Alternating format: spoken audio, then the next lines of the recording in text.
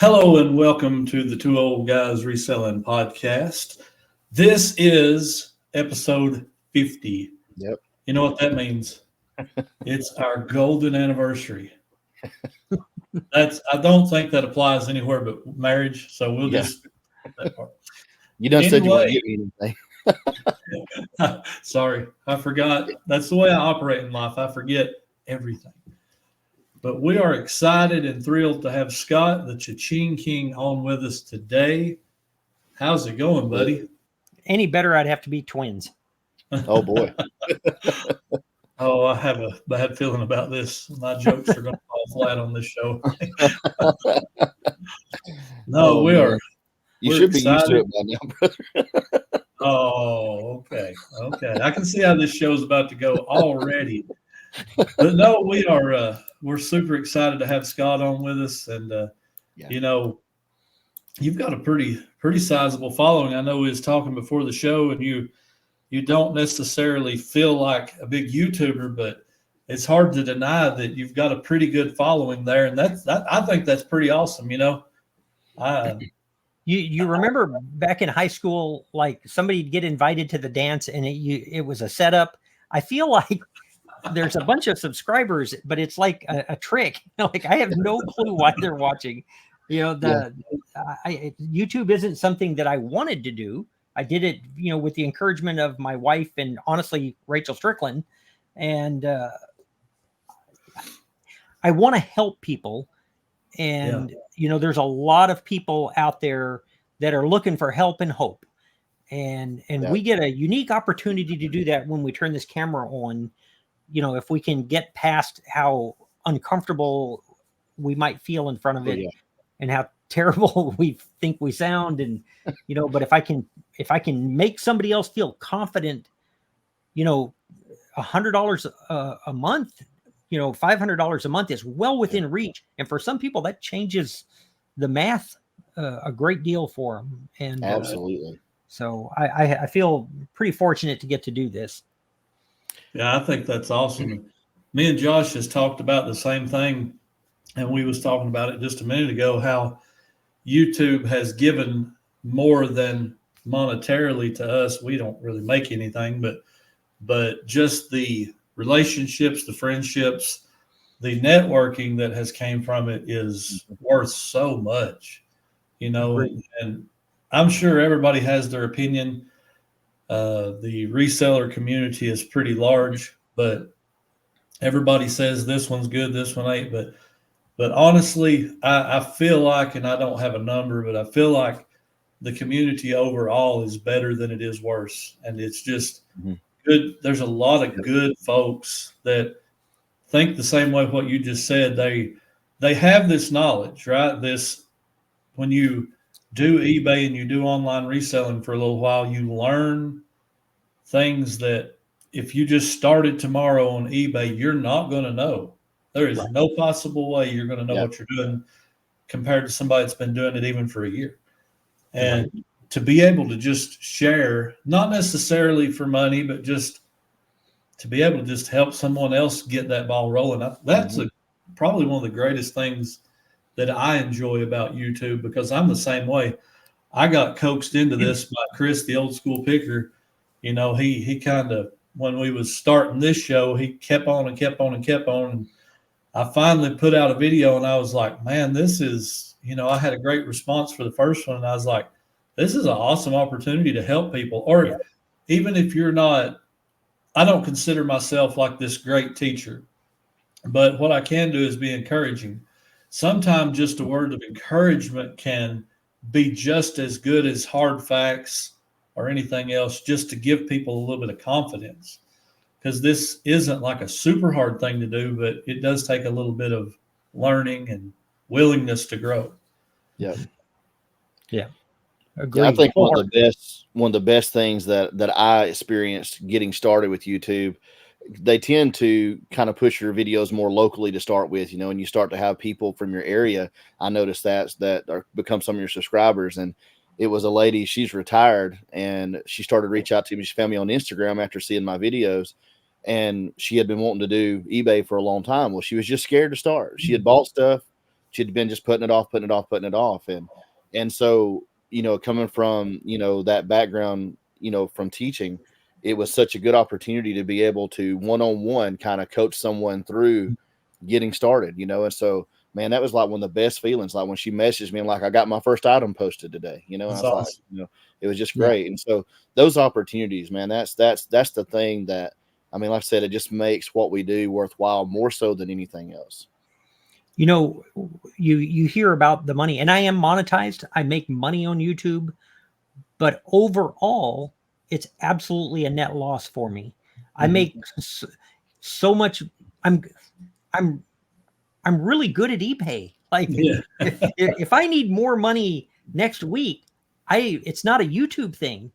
I think the YouTube has a ton of potential. Right. But if I need money today, I got a ton of, we can get to work on eBay and we can start making money right now. And so, I was doing 10, 12,000 a month on eBay, and I do half of that since I started YouTube, because YouTube takes a ton of time. It does. And like 2 hours a day just answering questions, and because as the channel has grown and your audience are brand new people, they have a lot of questions, and I still try to answer every single question. Oh my goodness. Every single one. If you go back and look at my videos, I'm still doing it, but I don't make anywhere near 5,000 a month on YouTube, like not even close. So it's not, there's money attached to it, but if it were just money, I would just do eBay because, right. I totally agree with what you're saying. Yeah. Yeah. And I do think, I'm sorry, I was going to say, I do think from something we mentioned earlier, the use of a platform like this, like StreamYard, to do live shows. I think that's why a lot of content creators, after they get to a certain size, because of the time, and especially the ones who still feel it important to interact with their audience and their viewers, and especially with questions, it creates more of a opportunity to do that, maybe without it called, they do it maybe once a week. They'll do an hour live and they advertise it, so people with those questions, you can knock a lot of it out at once. I know that doesn't work for everybody, but I do think, it's like, say, if your channel doubles in size in the next 2 years, I mean, it's just to imagine the amount. We can hope not.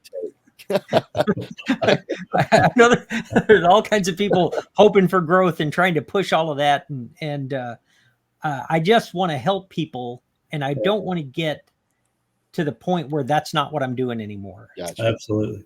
And I'm not interested in hiring editors or, I've had employees, and I've outgrown that. I don't want to manage anybody. I'm definitely not Melody's boss, my wife. So I don't want to be anybody's boss anymore. Yeah. But see, this is the attitude I love. It's like, I'm totally with you. If I need a really, really good month, I'm just going to go list more. Mm-hmm. I'm going to go list more quality items. I'm going to be particular. I'm going to do my diligence on eBay, and I guarantee I can raise that by 20, 30%.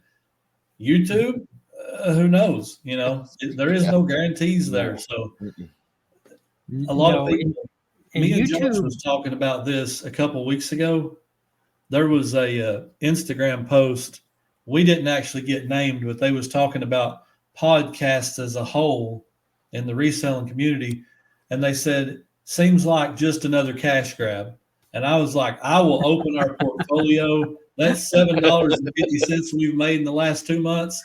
I'll show it to you. It's nothing. It really is not even enough to worry about. And we don't do it. There is something else going on YouTube right now. Have you heard of invalid traffic? I have not. Like it's affecting mostly, at least from what I've been able to figure out, channels that make evergreen content. Evergreen content is content that continues to get views, searchable. It gets views for a long time, and educational content.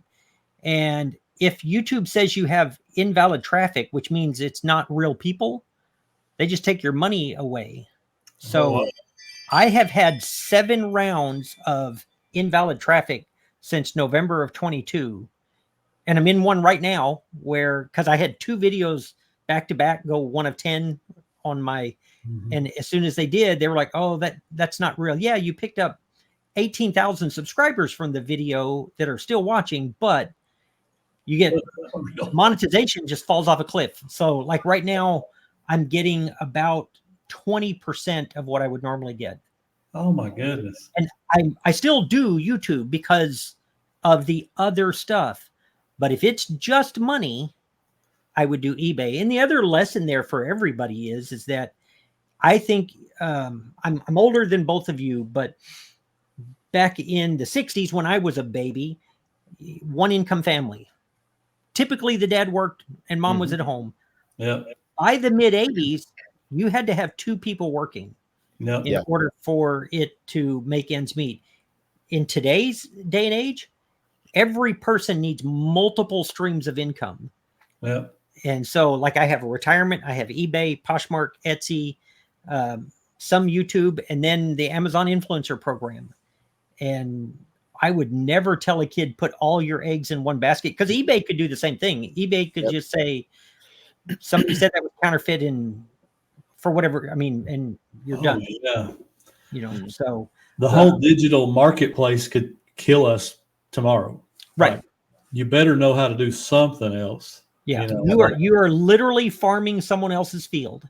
You are. And they could kick you off at any time. My love is, I really love YouTube, but as far as money goes, at least at my size, I'm at like 58,000 subscribers. That isn't like survivable money. Like it's, you couldn't live on what I make. Yeah. And I know there's all kinds of ways to monetize it.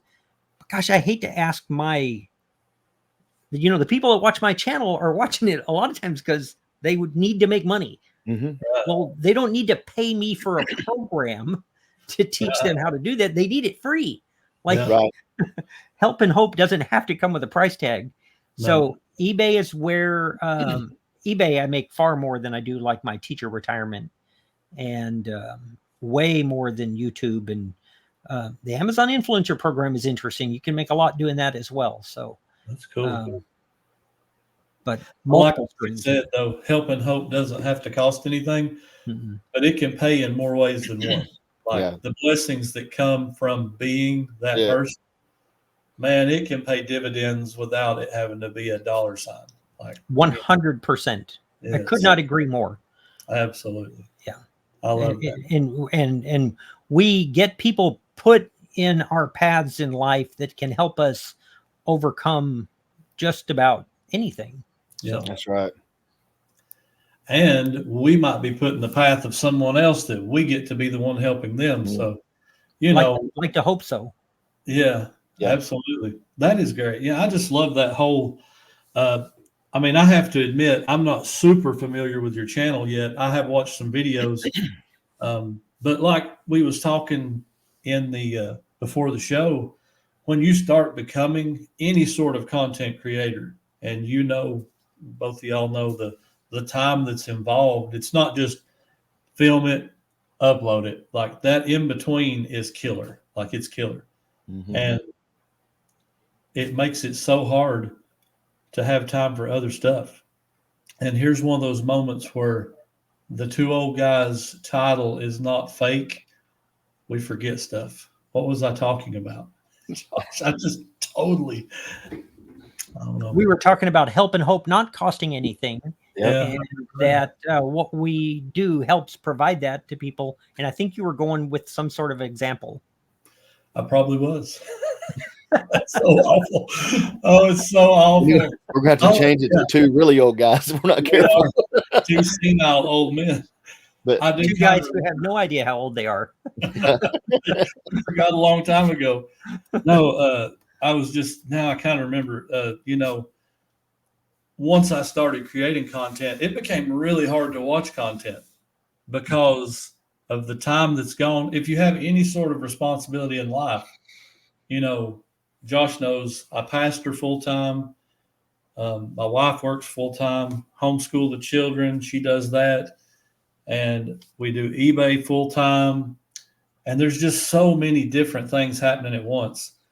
It becomes very challenging. Like I don't watch much television. I don't spend a lot of time on anything, especially right now with the move going on. My focus has been on trying to get all the loose ends tied up, still trying to sell our other house. There's too many things right now, but when you're a small content creator or any kind of creator, it gets harder to keep up with everybody. But I do drop in from time to time on a lot of people just to try to be an encouragement to those people, because there's so many. There's a lot more that are on the bottom end of the spectrum, like me and Josh. I've got 1,500. He's close to 1,000, and we're just chugging along, trying to be an encouragement and a help. You spent a long time just to say, I don't watch your channel. That's true. I was trying to beat that bush to death. Oh, man. If it makes you feel any better, I don't watch my channel either. By the time I get that video edited and uploaded, I don't ever want to see it again. Yeah, me too. Mine is my least favorite. That's the same here. What you said about help and hope, I mentioned something this weekend at church, and I think it's everybody has a different opinion. I know this, but to me, the best thing that we have that we can do in life is to serve others, and and not to throw too much stuff in that might turn someone off, because it's a reselling show. But we want to know how we best serve our purpose in life, and hopefully a lot of people I know that do watch us are Christians. If you want to be used, it's about serving others. I mean, that's what it comes down to. And if you keep that perspective, whether it's YouTube, whether it's eBay, I mean, there's chances just with eBay. I know I've watched in your videos that, you take advantage of the fact that you have these large private picks and stuff that maybe you wouldn't use in your store, but you don't want it to be discarded. But other people that sell that can use it, that are just trying, like you said, to make a little extra to get by, to make ends meet. I come from a really big family, and my dad was one of 16 children, and my mom was one of 13. Wow. And so, but they were, it's poverty. My dad was the baby, and he was born in 1940. So the generations are really stretched out. His family grew up during the Depression. They were farmers in the South. So you know what that means. I mean, it was just, poverty. And so they didn't have a lot of education. And, I grew up seeing all these people just struggle. They had worked in the woods or at sawmills or had farmed or whatever their whole life. And there wasn't a lot of Social Security when they retired. I mean, they got the minimum, maybe. They got like $500 back in the 80s, or maybe if it's in the 90s, they started out at $700 or $800 minimum. Mm-hmm. And so something like eBay, it don't, like you said earlier when we were talking, even if it's just $200 or $300 a month, that can be the difference between having to decide, do I pay my light bill or not? Or do I buy groceries for some people, Absolutely. And so, we have an opportunity, not just with YouTube, but just in our relationships that we build outside. I have people ask me that don't watch YouTube, but they find out I do eBay. I've been interested in that.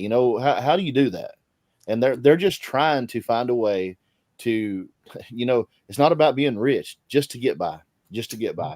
And so if we can do something to help someone else like that, to me, that's the greatest thing, that we could possibly, spend our time doing. I haven't kept it a secret from my audience, but I really truly think reselling probably saved my life. My childhood was unconventional. My dad escaped from the Seagoville Federal Penitentiary, and he bought my mom from her parents, and spent most of our life on the road and on the run. But we landed for a while in Duluth, Minnesota. That's what I call my hometown. And I had our free lunches hadn't kicked in yet, so I had $1 for lunch. And my friend, we rode the bus together. He's like, "Hey man, I'm going to the store," because we have like 20 minutes before. So we get up there, and I still talk to him occasionally. Ross is just super cool. Like, that's the kid I want to emulate, And we get up there, and there's no way in the world I'm going to tell him I have $1. That's my lunch money. So I bought Bubble Yum was 20 cents a pack, and I bought 5 packs. And once I got back to the school, as far as he knows, I spent $1, and I thought, I'm just going to have chewing gum for lunch. This isn't even a deal. Like, it's not even a problem. But as soon as the other kids found out that I had chewing gum, they started offering me 10 cents a piece, which this would have been like 1978, 79, somewhere in there. And so by lunch, I had sold it all. And I had, yeah. So you see where this is going, right? All of a sudden, I'm not poor anymore at about $3 a day. $3 a day was enough to change my life. Absolutely. All the other kids could have run up there, but they didn't want to run. And I still think eBay's a lot like that. You just have to be willing to work when nobody else wants to work.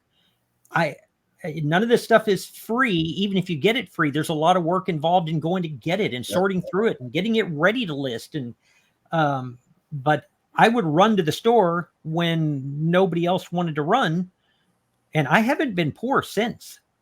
Like since that day. Yeah. And without it, man, I don't know. It wasn't looking good. Yeah, I can see that. And a lot of it, we can't change, and coming from a school district here where, 80% of our kids were free and reduced lunches. I mean, we're a poverty stricken part of the state.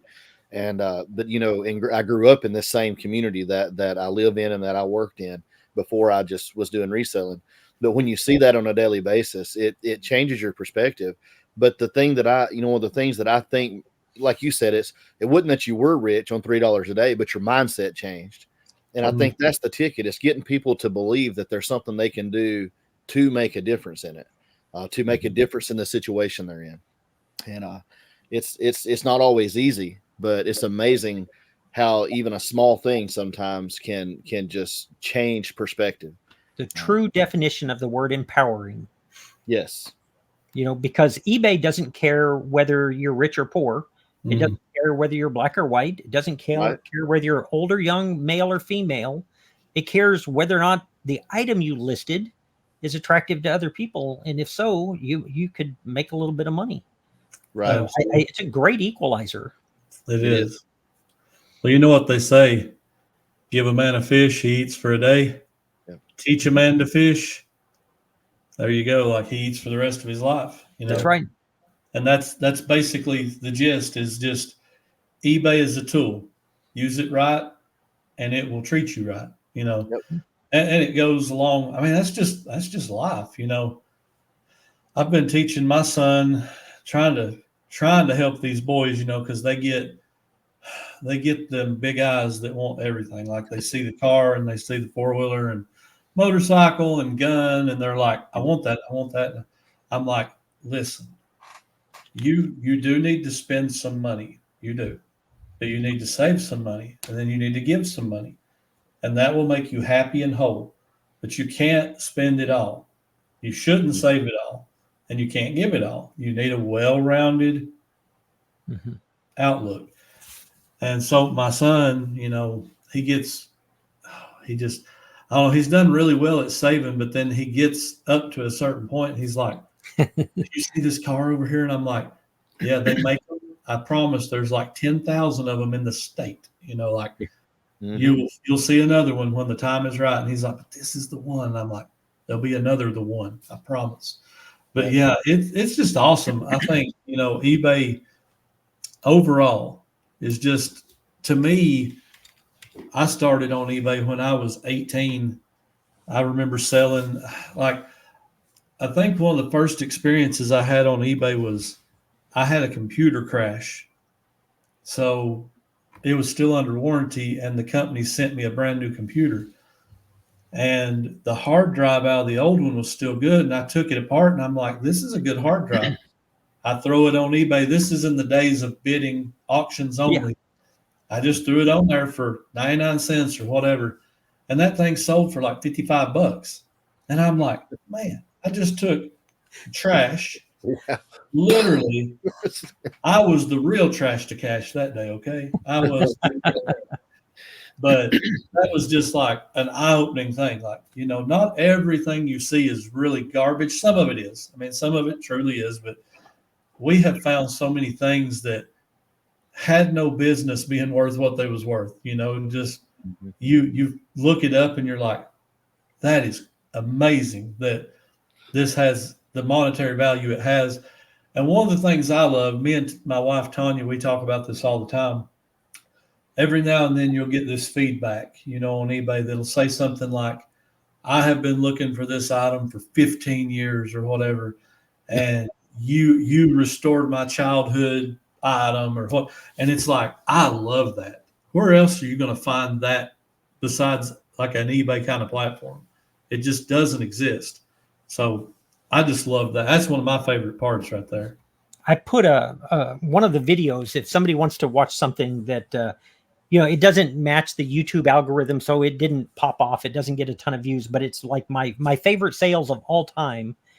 And they made virtually nothing because we're in such a unique position to get things to where they need to be.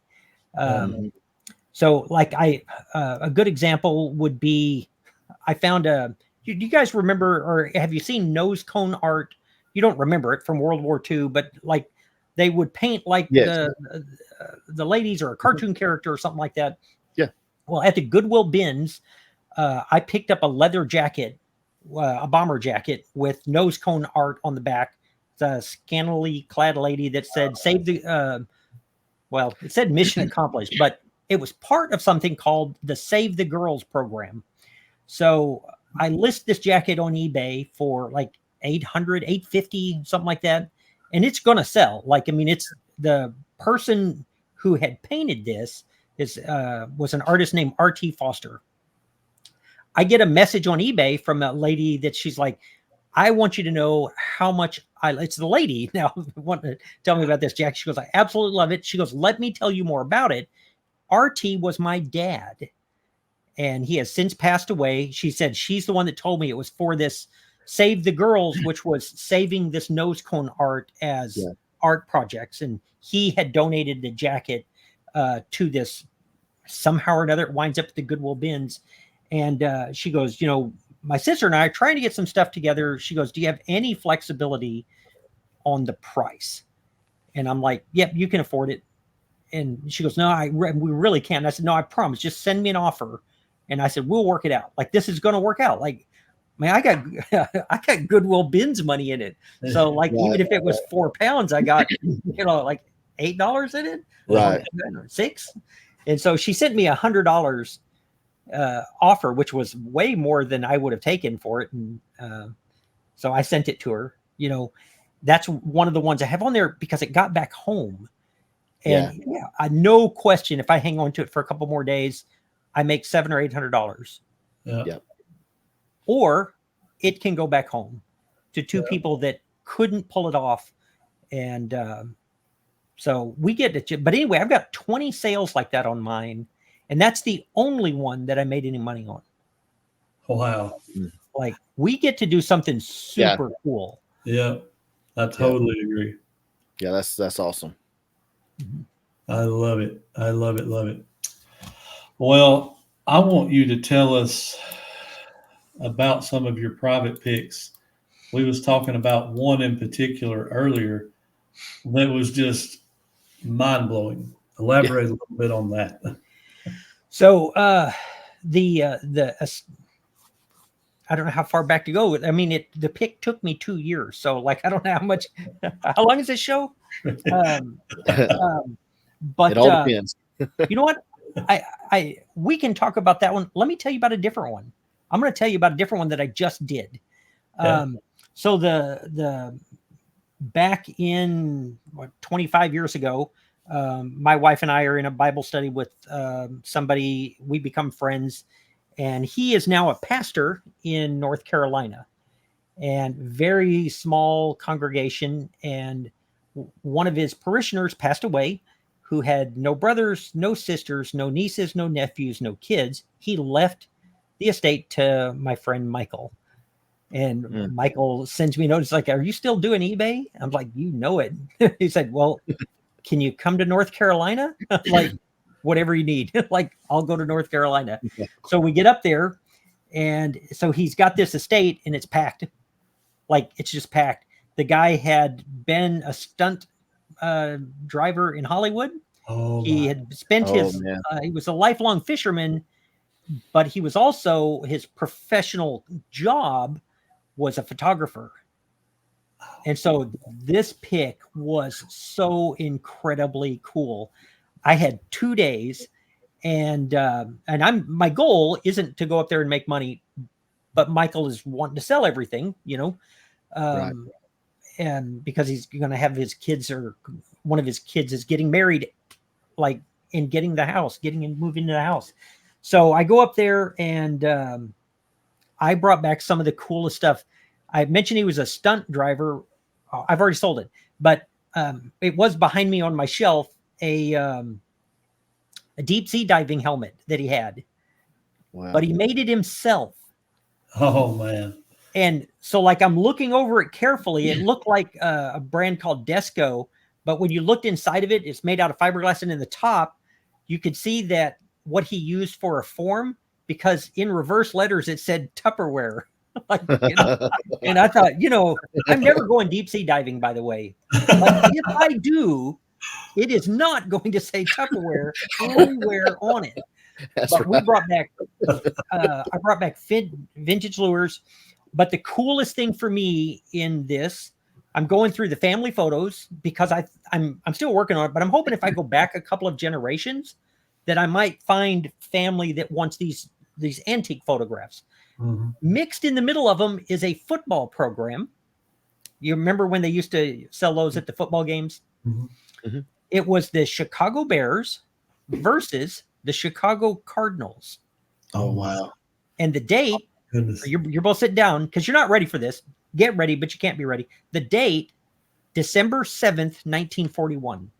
Man. Pearl Harbor Day. Oh my gosh. And so, like, it had a big tear on the front, and it sold for like $300. That is Yeah. cool. But I held it, and I got to read through it. When you see names like George Hallis and all of these, I mean, it's just, I got goosebumps. It's just a piece of history. That's crazy. That could have gone in the trash Very easily. And so that was that's a super exciting private pick. Yes, the other one was amazing, and it went on for so long. It went on during COVID, so I didn't have to go anywhere, and it gave us Melody and I give away probably 50 to 75% of everything I buy. Like, we give away the vast majority of it. And I try to tell people that, you know, a lot of people worry, like, what if I can't find stuff? And I'm like, oh yeah. I don't think that's actually a thing. Like, once you start buying stuff, overbuying is a much bigger problem than not finding anything. Yes. I agree. Oh my goodness. That is so cool. Your shed you built. One day I filled it up in one day. That is such an awesome story, though. I haven't got to the point yet. I'm not super shy, but I'm kind of standoffish about being pushy. I don't want people to think I'm pushing. So I haven't done a ton of private picks.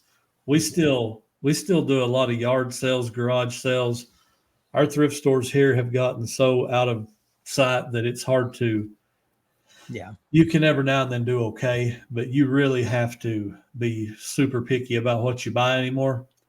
But I have had a few people that I've talked to that, you know, you get to talking to them and they find out that you're an eBayer.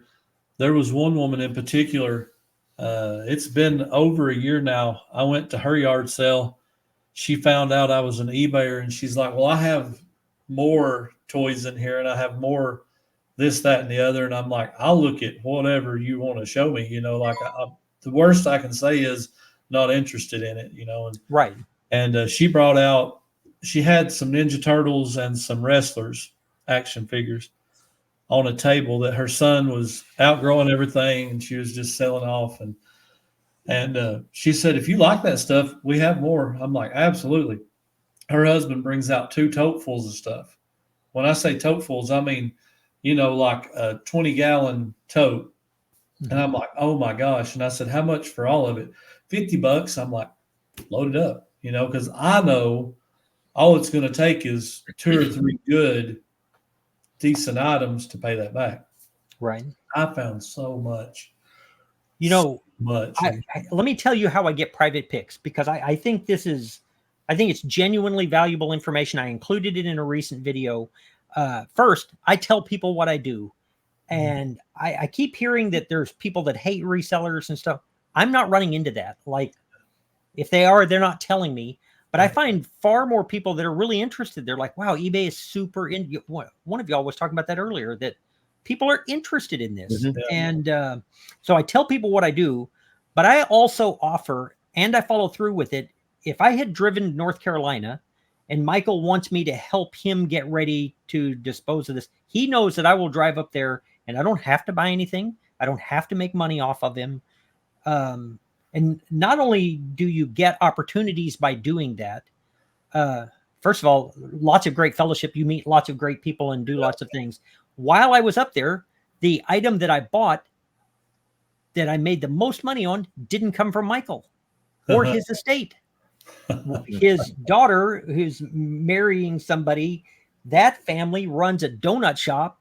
And she was like, hey, does he sell Christmas ornaments? And I'm like, I sell everything. And so we were going to go get a donut anyway. We get down there and they were the Swarovski annual Christmas ornaments. Oh, man. And she's got 21 of them in a row, starting with 91. And so I look them up because I don't know. I look them up and the first one I look at is broken, but I'm like, a lot of these are $100 a piece. Oh, and man. there's 21 of them. And I thought even if half of them are broken, so I'm like, if I could give you, say, $20 a piece, if I could pay $400 for this, I said, that would be a great deal for me. She straight up turns it down. 200. I'm not taking more than 200. Oh, my goodness. Like, she wouldn't take any more than that. So I bought them. And then I get home and it turns out the 91 one was one of the ones that's broken. Had it not been broken, it's worth closer to $3,000 by itself. Holy cow. But it sold for $600 broken. Jeez. So I called Michael. I was like, hey, I'm going to send you a couple $100. Take it down there. And that's at least my original offer. Cause I'm not trying. She still refused it. Man. She still refused it. And I said, well, if you're still cleaning out the house, you can bring some stuff down to me this summer. You keep it. Like I said, I don't want it back. Like Wow. So now I don't know what Michael's doing. I know they've got to keep room in the car, but he's been loading up all this stuff for me. And I'm like, what are you driving down here? Because like, you're going to bring family with you. Don't bring a trailer for $200. But I tell people what I do. I offer to help them without any promise of getting paid back or anything else. Mm-hmm. And, I try to help people, try to legitimately help them.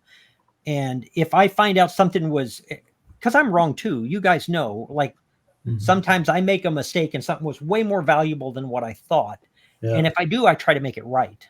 Now if it ends up not being worth what I thought, I would never say a word to him. Yeah. Like I'll delete that. Same. Exactly. I totally agree. That's awesome. That just, I love it. I love everything about that. Oh yeah. Well, good stuff. Go ahead, Josh. Then we're going to throw some sales of the week in there real quick. I'm good. I just say good stuff. Good stuff. Good stuff. Yeah, that's it. Well, we do a thing on here where we talk about our best sell of the week. And for the last 4 to 5 weeks, mine has been pretty terrible because I'm not listed in like 60 days. Oh, and wow. You all know that totally pretty much kills everything. But it's so weird. I had Tuesday, Wednesday, and Thursday, $300, $500, $300. Like it came back on. I'm like, well, that's good. Friday, $0. Saturday, $40. Sunday, $80. I'm like, what's the deal? Today, I've yet to sell the first item. So I don't know what in the world was going on. But I do have a couple things I'll mention. And Scott, if you have one you want to throw in there too, you're welcome to.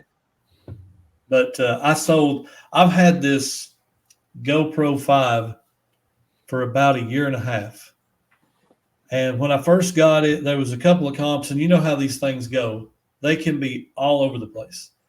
It showed one sold for $2,000. I'm like, that don't sound legit. But anyway, I'm studying it out, find out it's probably worth like $400 or $500 at the end of the day. So I finally, over the course of a year, got mine down to 300. And it's actually like 350, but somebody sent me an offer for 300. And I'm like, year and a half in, that's a good offer. That thing's gone. So I sold that for $300. And the other one I wanted to mention, I love this. This was so cool. It's one of the old Nintendo console cases that you put the console down in, and it has the slots for the games, has the plastic cover, all that. This thing was actually cracked down the top like a big old, them old plastic, they just don't last forever. Had a big old massive crack, and I still sold that thing for $132. Wow. Picked it up at a yard sale, and I kind of like what you just said. Yard sale on the side of the road, the woman had them laying there, and I said, what do you want for these? And she's like, I think she said $5 a piece. So I didn't comp them. I didn't look at them. I just picked them up because I knew, hey, they're worth at least $40, $50. I get it home and it comps out for like $150. I'm like, oh, wow. That was really good. So that one, I love that one. That one was super neat. I just love stuff like that. Josh, what you got? Awesome. Okay, so this week, nothing huge for me this week. The one that I picked, it was just a CD. So Company Flow Fun Crusher, just kind of a rare copy. It's got a misprint on the back, and I'd had it listed like you. It's one that I've had in the store for a while because they usually sell between $75 and $100, but they don't sell very often. It just takes that right person to come along. And so I've turned down offers a lot of times. I finally got an offer of $50 for it. I'd turned that down before, but I decided, I had like $1.50 in it from a thrift store. So I said, at this point, I'm just going to take it. So $50, that was it. Nothing astounding this week. Had all my $100 sales last week, I guess. Yeah. I had a $50 CD sounds pretty good. Yeah. I sold a thermal imaging camera this week. Cool. That I think I told you I'm in the Amazon influencer program. Mm-hmm. If you go on Amazon and you see the videos that people make. Right. And so this was sent to me free. Oh, that's cool. And then they paid me to make the video. And I'm really careful about what I take, because if it isn't cool, I don't want to mess with it. But a thermal imaging camera. Yeah. So it was the TTS 260, and I got it free. And I still listed it as used, even though it was only used for testing. But I sold it used for $300 plus shipping in about 24 hours. Gosh, and here's what's cool. If you look right there, that's the better one they sent me. That one actually takes movies. And I just don't know if I want to sell it, because I'm telling you, that thing is slicker than butter on a bald monkey. You can, it's cool. Wow. That's awesome. That's awesome. Like stuff. That Can't be free. That's the best sales, free and good money. Stuff. Yeah. Free or thrown away, picked up next to the trash can, Oh man. That is awesome. Good Lord. Well, y'all heard about my killer week and my dead weekend. My killer week must have killed my weekend. I don't know.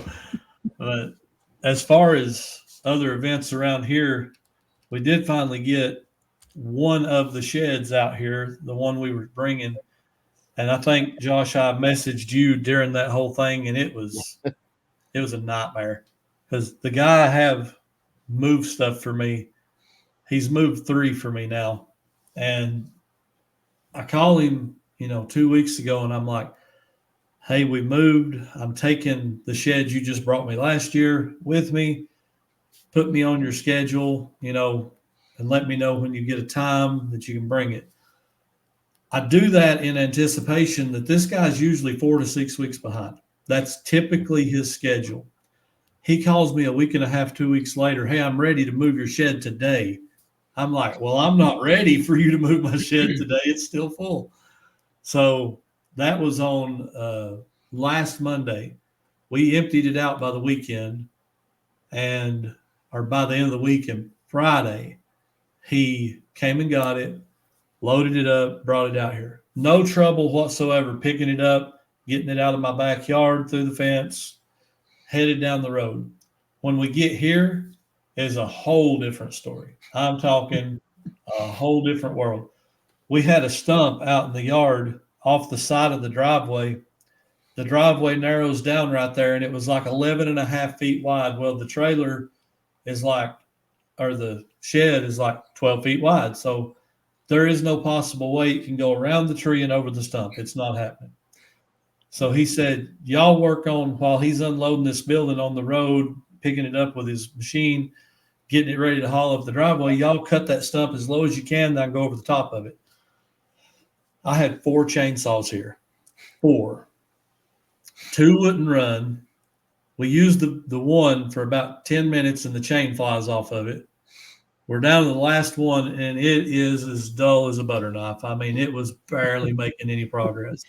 We cut on this stump that's about, 18 inches for 30 plus minutes before we finally got it cut. It took forever. I actually thought it was going to catch on fire. Smoke was rolling out of that stump where that thing was just running in circles around that stump. And when we finally got it all cut off, it was as black as it could be across the top. It had burned it so much. And he got over the top of that. He's on his way up the driveway.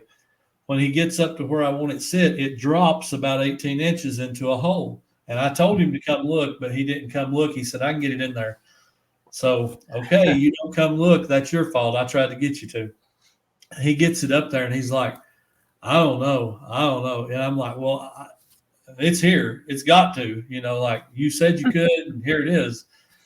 He gets his machine down there, gets stuck. I mean, stuck. Like his tire is like that far underground stuck. I'm like, oh my gosh, we're never going to get this building set.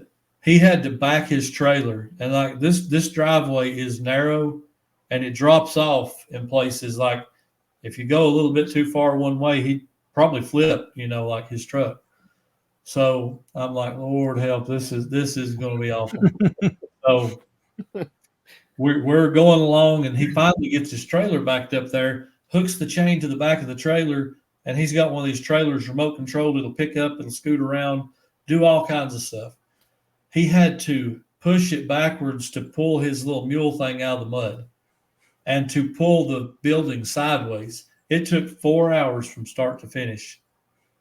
By the time, it probably took an hour and a half to get it to that point and another 2.5 hours to get it set. He finally looked at me and he said, is that good enough? It was about a foot away from where I asked. He said, is that good enough? And I'm like, yeah, it's all right. Just go ahead and put it right there. It's sitting it's about a foot onto the driveway, which means that I don't have to build any steps. You just step up into it. And I was like, that works good. That's fine. Just sit it down. It's so horrible. But the building is here. It's set up. Everything's good now. I've just got to get some gravel to kind of go around one side of it. That reminds me of a nightmare. I bought a house and moved it one time, a house. And 6 months later, the guy hasn't moved the house, where it's just been a nonstop. And finally, he's going to move the house because I had filed in like small claims court. So he's going to move the house. I get a call about 4:00 that afternoon, and it's my mom, and she's talking to the lady next door to my property. And she is mad because when she got home from work, there was an extra house at her house. The guy's truck wasn't running good, so he didn't come around to the back to come into my property. He thought, I'll just cut across her front yard. Now remember, this is a house.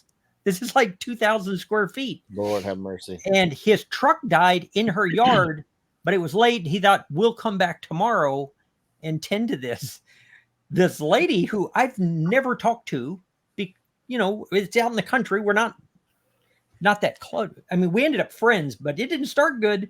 That guy, when she confronted him, she was like, what are you doing? He said, Scott told me to come through here, which wasn't true. They were putting a subdivision in behind us, and there were guys back there working on their dozers. His truck had died. And I said, I don't care what it cost you, but you go back there and you get my house off her house. Like, that's not cool. Like, that's really not cool. Like, and he left ruts in her yard, like 2 feet deep. And when they dragged it out of there, so house movers for me it's really hard to find a good one. Yours sounds awesome. Like, it actually came to your house, which is way better. You missed by a foot. I missed by Make it to the right place. I missed by a property line. Like, that was a long time ago. But it's funny, because we lived in that house for 15 years, and it was an old house. We fixed it up, super nice house. We became friends with the lady's house that we practically destroyed getting in there. They were super nice people, thank goodness. Like, you watch on YouTube all these people with just horrible neighbors, and I picture her having that channel talking about me. What's her go-to story? There was this guy that parked his house in the front yard. That was before he brought his lumber mill in. Well, Josh, you have an update on your house down there too, right? Just a little bit. We're, we've been working on the little house beside us that we're building for Mom. So got the siding now probably about 70% done. The HVAC guy is supposed to be here today sometime this evening to redo the estimate. I had him come once, but it's been a few months because we weren't ready to incur that cost the first time we got the estimate. So we had to kind of prepare for it a little more, but we need to move forward because it's getting to where we need to get her over here next to us. My brother, of course, stays with her right now and helps. But anyway, that's about it on the house front. But everything else, the plumbing got finished up as far as being roughed in, and we're ready to move forward. Good Lord willing. Just make sure your HVAC guy don't go to your neighbor and put him in a new unit over there. No, he don't have any money yet, so that's not going to happen. Oh, that's a crazy story. Man, that's that one left a mark. I was literally left a mark. Let's hit comment of the week real quick. We'll read a couple of comments before we close this show out. We'll throw down some comments, and we always do our little dad joke battle, Scott. So if you have a dad joke, you already threw in one little joke on the way through about a bald monkey and butter, so I like that. Today is going to be the day that I reclaim my championship. So before we get there, though, let's do some comments. Good luck. Good luck. I'm going to need it, I'm afraid. So I'll read the first comment, then you can read the one you picked. But I love this comment. This was from Corey over at Grams and Pop's Vintage. Yeah. He said, "Dang it, y'all got me checking drive times. We want to go so bad. I just don't know if we can make it work. I'm going to keep looking until Grams puts her foot down." I chose this, and then I seen your comment about, tell her, put your foot down, let her know. I was like, oh boy, I could just see Corey putting his foot down and her breaking his ankle, Yeah. Yeah. And Scott, I don't know if you're familiar with what we're talking about. We have a meetup in August 2nd, right, Josh? Yes. August 2nd in Tennessee at the Highway 127. We have a little meetup where people can come and eat food and hang out and have a good time, meet and greet, just talk, a networking event. And that's what Corey was relaying or talking about, was he wants to come, but they're in Omaha, or not Omaha, but South Dakota. Mm-hmm. So that would be quite a trip if they do try to make the trip. That's a ways. And I'll let him know. Me and my wife, we drove all the way to Omaha for his. So, you need to let him know. It's not out of possibility. So true. Very true. Did I steal your comment, by the way? Yeah, absolutely. I mean, like you couldn't have figured that out based on my response to his. But that's good. I really enjoyed that because I was thinking about having met them. And if you meet them in person, him and Teresa, they've got a really good dynamic anyway. And so I think I said something to the effect, you just need to tell her, say, look here, woman, this is what we're doing. Because I know he would never do that. And if he did, I said, and if you survive that, then, go ahead and try to make it. You'll be single. You can go anywhere you want. Yeah, exactly. If he's alive. Oh my goodness. That's when he learned to cook so that she wasn't making food for him. Yeah. I just admired the fact that he was willing in his comment to lead with the fact that she's the one that puts the foot down and not him. We could all admit that, though. You know, I mean, that's something we probably all have in common. Yep.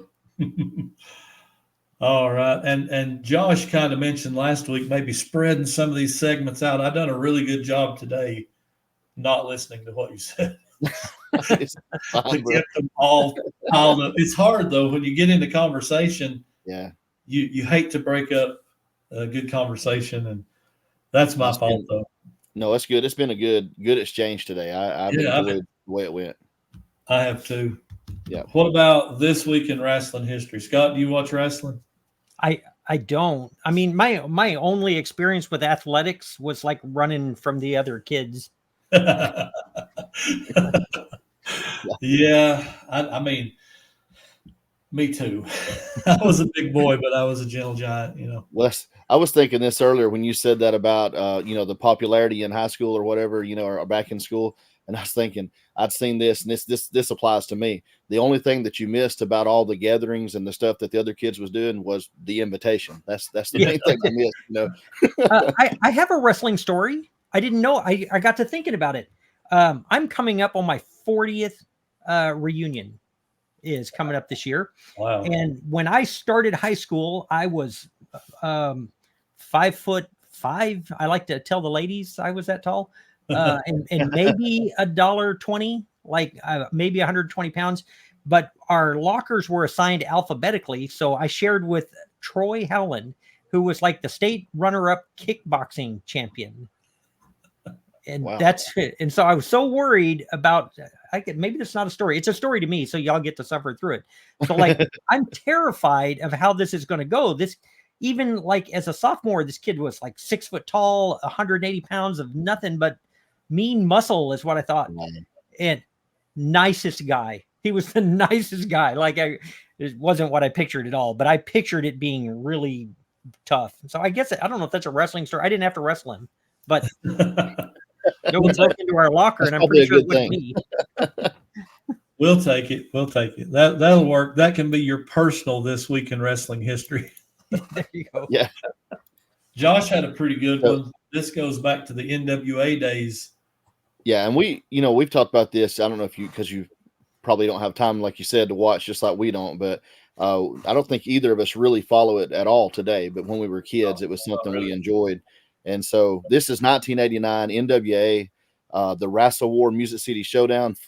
Ric Flair defeated Ricky Steamboat for the NWA World Heavyweight title, and that was the third of 3 bouts. And so the Wrestling Observer does a list, they do a ranking every year of the top matches for the year, or did at that time. And those 3 bouts were the top 3 bouts for the year. So that one actually came in second to one of the previous matches. One of the cool things about the match, though, was it kind of kicked off a new rivalry for Flair with Terry Funk, because he came out of the crowd and put him through a table using a pile driver. So, anyway.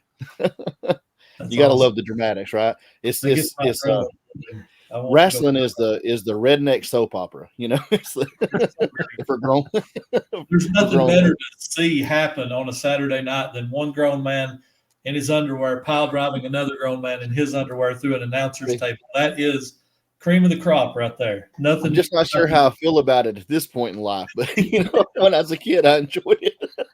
Oh yeah. That's right, brother. Oh, yeah. But 2002 was the year the World Wrestling Federation became World Wrestling Entertainment. They rebranded from WWF to WWE because of a lawsuit with the World Wildlife Fund over those initials, WWF. Yeah. Crazy stuff. I remember that happening like it was yesterday. Huh. But Josh taught me something. I was a super wrestling nerd. I had all this useless, worthless knowledge about professional wrestling. And when I looked up this, it said World Wrestling Federation Entertainment. And I was like, that's not right. And he said, no, wait, it actually is, because the official name of the company was World Wrestling Federation Entertainment. I had no idea. So he schooled me today on something wrestling. Pretty good stuff. It's usually the other way around, because I know very little about the other parts. Well, I could tell you, not so much anymore, because the older I get, the more I forget. But I could tell you, like, remember Starrcade 1996 when Rey Mysterio and Dean Malenko, or, like stuff like that. And this is how it ended. This was how it went.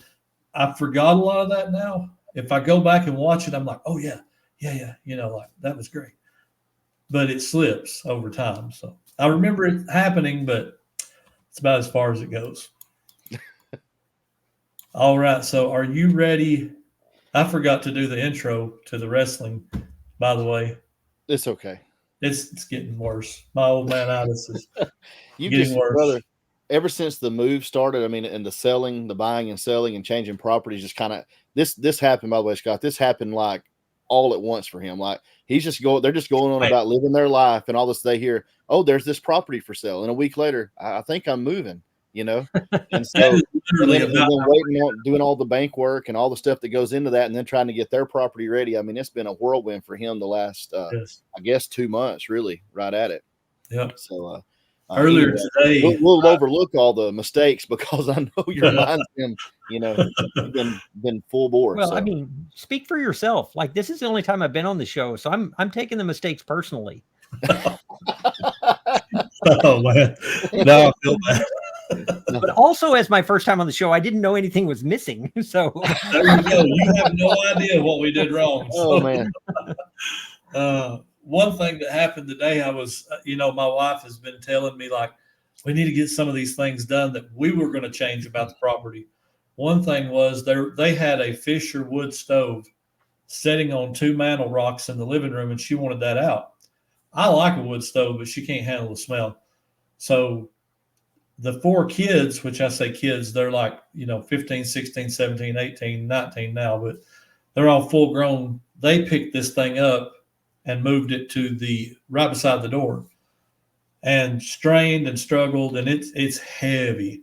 And I'm like, okay, she wants it out of the house in the shed. I'm like, okay, we'll get it out today. Well, they all stayed with their grandma, and I'm like, I'm getting that thing out of here. I am a grown man. Ain't nobody going to tell me I can't do this. Yeah, you can't pick it up, but you're going to figure this out. So I bring my dolly from my mother-in-law's here, and I'm like, you can't dolly this thing. It's too high. Like the bottom clearance is too high. I'm like, cinder block. Put it on there, pick it up, strap it to the dolly. That's what I did. I got it out of the house. I had to go around to the right side where it's just 3 steps down instead of going down 12 steps. I wasn't about to try that. That makes sense. I made it down the 3 steps, and as soon as I hit the bottom step, the dolly I brought home is the solid tires, not the inflated tires. It goes, swoop. I mean, it sunk all the way in. I'm like, what now? So I wrestled with it for about 10 minutes before I got it turned around where I could pull it out of the hole. I dropped it twice, going through the yard, tipping it over, because this thing weighs like 400 pounds. Like it's without the fire bricks in it. We took the fire bricks out. It still weighs like 400 pounds. I'm like, okay, I'm going to make it. I'm going to get this done. I finally get it to the building, get it in there. I sent her a picture, and she's like, you did that by yourself? And I'm like, don't tell this old man he can't do something. I'll show you, But I still got to get the bricks out there, so I'll probably spill them. They're in a box. I'll probably spill them all over the yard before it's all Did the kids see you do that? Do what? Did the kids see you do that? No. They don't. So that's perfect. So like when they get home, you're like, yeah, I don't know what y'all were doing. That wasn't that big a deal. I know. I just picked it up. And carried it out there. Yeah, I just carried it with one arm. It was hard because I had to open the door with the other hand, but we made it work. I like the fact that you said to Tanya, I'm a grown man. Of course I do. How many times do you really make that statement? I didn't say I told Tanya that. I hypothetically in my mind said that. Yeah, I'm smarter than that at this age. I know you don't say stuff like that. If you want to stay married. Well, no, I don't think that would hurt that part, but you might hear I thought you were a grown man the next time she needs something done. But you can't pick that broom up and sweep the living room. You're a grown man. I'm sure that would come back around. Absolutely. Yeah, I've been guilty of being funnier than I am smart before. So too often, right here, too often. Yes, absolutely. Oh man! All right, you ready to lose a dad joke battle? Is it a battle? It's a battle. It's a full-on war. Okay. Like the tanks are coming out at this point. We're blowing each other's fortress down. Uh-oh.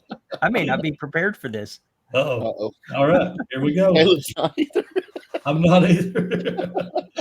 I don't know if I am this week, but I'm looking forward to it. I like this part. You ready? I've never done this. Not sure I've ever told a dad joke.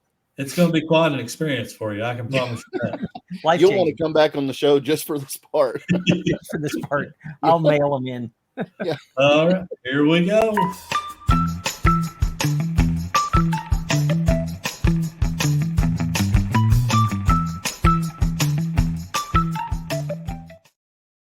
See, that little graphic was what I was supposed to do on the wrestling thing. Totally forgot. All right, so did I lose last week?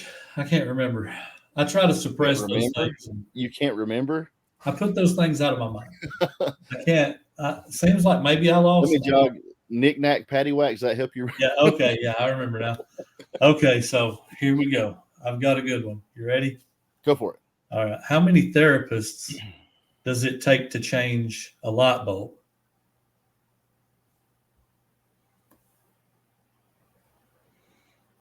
Anything? I got nothing.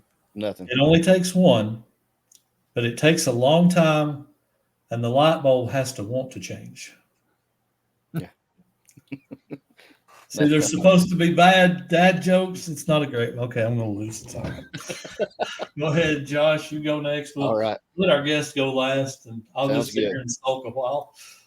So I assume y'all have a favorite Disney movie? I guess. I mean, I think we all did growing up. Mine was Hunchback of Notre Dame.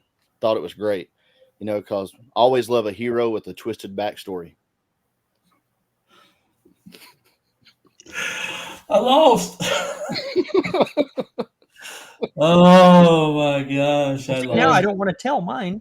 Okay, well, redeem us. No, it won't. It won't. This will be like you order something at a restaurant and then it ends up tasting like your foot's asleep. I think you might have just got it with that. Which bear is the most condescending? Panda. I like it. I like it. I like it. Yeah. It works. I think I'm I definitely lost, but I think Josh probably got us again this week. Oh, that's not fair. It's that so hard to find a good one though, man. I mean, they're all funny, like to me, but like something that's original. Most of them have been told and you've read them and heard them so many times. It's tough. I studied this out this week. Like I went and found me some good ones. I found me some good ones, and you had to find the best. Oh man, that's just not right. Now I want a do-over. Can we do a do-over? Well, I mean, I had 2 or 3 written down. We can. Okay, let's just go on. No, we don't want to do that over. Oh my god! You just want to lose twice in a row. Yeah. I don't want to lose ever again, but apparently that's just going to. I believe this is 3 weeks in a row now. So it's time to end the show. It's been fun. Wait. How do y'all decide who won? The commenters tell us. Yeah. Votes. Oh, okay. Just let them decide. Leave it up to the guest. Mm-hmm. We leave it. You need your vote counts. Your vote counts double. You can tell us who won, unless it's Josh. Well, then I just won't vote. Oh, so I just made me drop my head in shame. So I think he wins. Yeah, he done pretty good there. That's pretty good. Oh, well, episode 50. That's pretty cool. We've been around for 50. Sorry, I was going to say, did you know that it was also the 1-year anniversary of the show this week? Oh, really? Wow. I did not know. It's been incredibly consistent. Actually, yeah, we've only missed in the history of the show. We've only missed like probably 3 weeks of filming. I think it would have been 3 because there were 49 episodes when it got to the 1-year mark. And part of that was the transition because I haven't been around the whole time. So, well, I mean, when Chris Old School Picker left the show, there was a 2-week gap that nothing was there. So that's 2. And then, when we transition 3. So like, that's it. That's the only times we've missed. So, I pretty genuinely appreciate you guys inviting me. I really do. Oh man, I really appreciate you coming, man. It's been a blast. Yeah, Really. I'm glad you came on. That way I got to know you a little bit, and I definitely will be in your comments section from time to time now. I can't promise every video, but you understand that. But I will be there from time to time. Yeah, I appreciate it. It's I really do. I feel honored. I had a lot of fun. You have a good show. Thank you. We appreciate that. Appreciate it. We try to have a little bit of good content to go along with our foolishness most of the time. I mean, better if you had all the transitions and stuff, but I mean, still. Yeah, I mean, we're still working things out. Josh is just like, I'm dealing with this guy over here that forgets everything. It's okay though. I still like it. It's not a big deal. Seriously. We don't, that's like we talked about earlier. You got to be careful on a serious note, not to take yourself too seriously. I mean, it's important. You can get so invested in everything that, I mean, cause I live there sometimes. I'm so hard on myself. I'm my own worst critic. And my wife's all the time telling me, just step back, just don't worry about stuff. And it's a good lesson to learn, just not to take everything. There's plenty of serious matters in this world that we need to be serious about. But man, we need to let it go sometimes.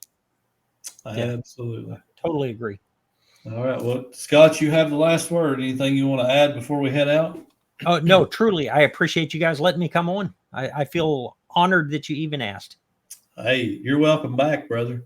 Welcome back. We're honored that you came. I mean, seriously, we appreciate it. Yeah. So much. It's been a thank you, guys. Thank you very much for taking the time. All right. Well, for this week, episode 50, this has been 2 old guys and 1 really old guy. And we are out. Whoa.